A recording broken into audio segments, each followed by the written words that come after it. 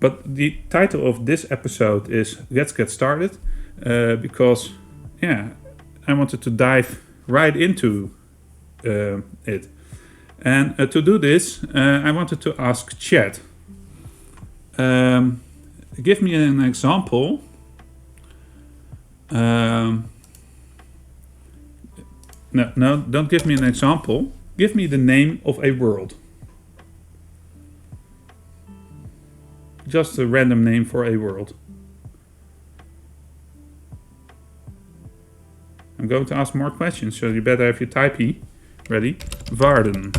So, give me Orlando. No, I will not do that one. I have to be able to pronounce it, Herr Stevens. So, what's weird about this world? Give me something. It might be that it's constantly in a big storm, or that it floats through space, or just tell me anything you want. Second Varden. Yeah, well, I've already put that on screen. What's so strange about this world?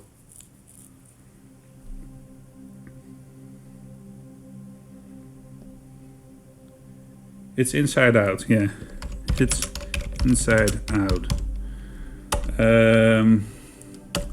Okay. Give me the name of possibly a country on this world, or a place. Let's call it a place. With the core acting as the sun.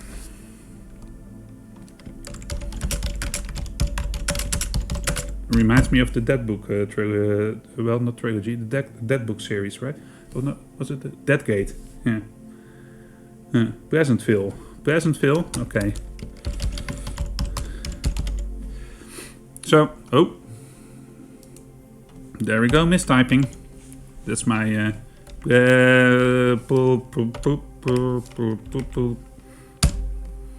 so there we go.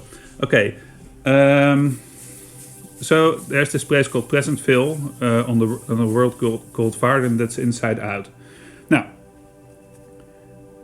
dungeon mastering is something like this.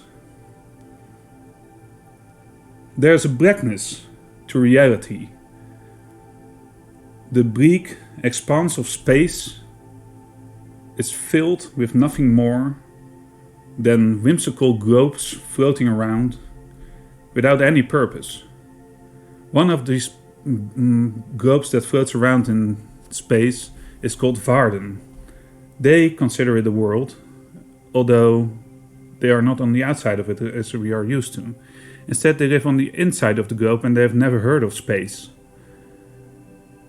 This world is lit by a sun that's at the center of this world, and because people do look up at the sky when the sun at certain points gets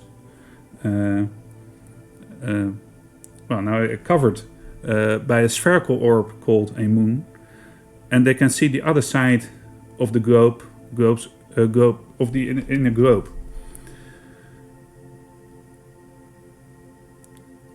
Many centuries have passed since the discovery that you can actually walk to the other side. And so, in the renaissance of this world, trade has become booming and people travel all across the world. Peace is a sure thing in these times, and that's why villages like Pleasantville have popped up at certain points in this inner world. Pleasantville, Good Home, Nice Town, all these places refer to the booming business and the light tone in which people address each other. And this is where we zoom in to this village called Pleasantville. Pleasantville really is only a market square. But there is an inn at this market square. Actually, there are 3 inns at the market square because Pleasantville is at the crossroads of some big trade routes that lead through the countries around it. And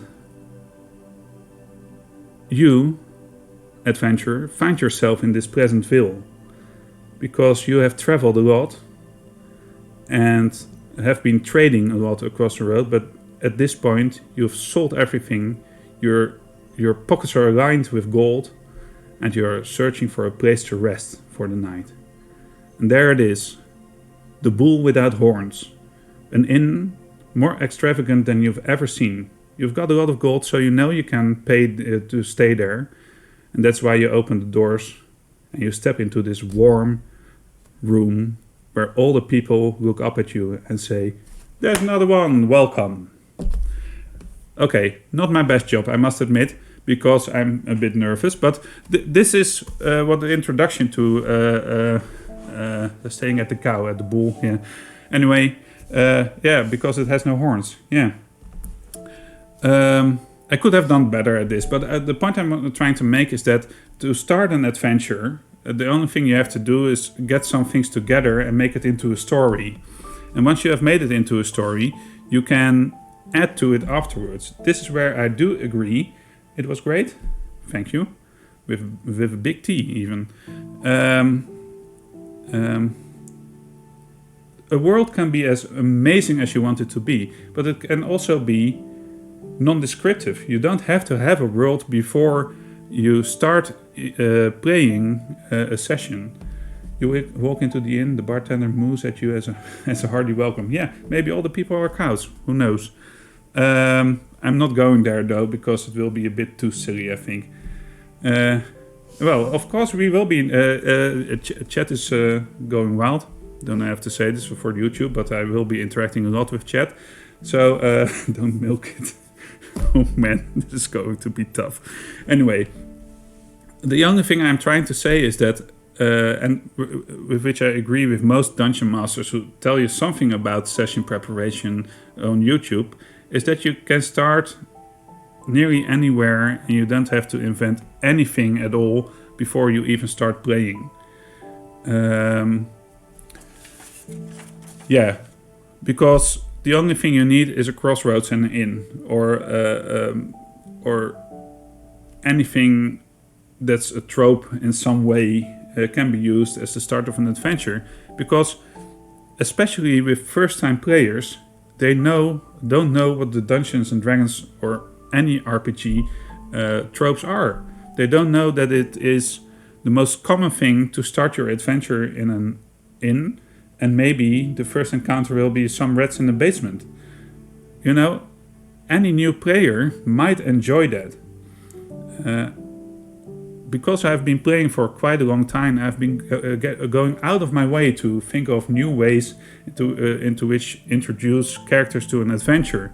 But the last time I did it, I started at an inn, because it's always pleasant at the inn, and you always have this great opening. There will probably be a non-playing character who gets to your table and asks